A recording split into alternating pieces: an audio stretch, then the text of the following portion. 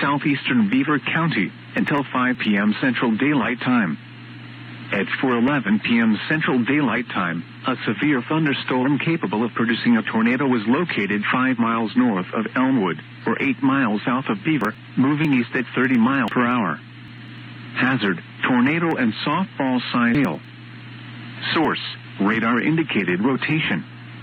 Impact, flying debris will be dangerous to those caught without shelter. Mobile homes will be damaged or destroyed.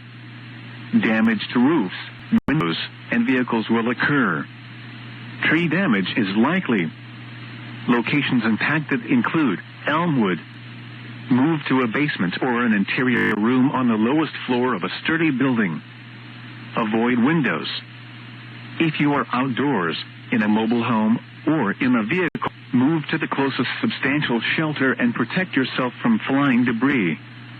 Repeating, a tornado warning has been issued until 5 p.m. Central Daylight Time for the following county: Beaver, Oklahoma,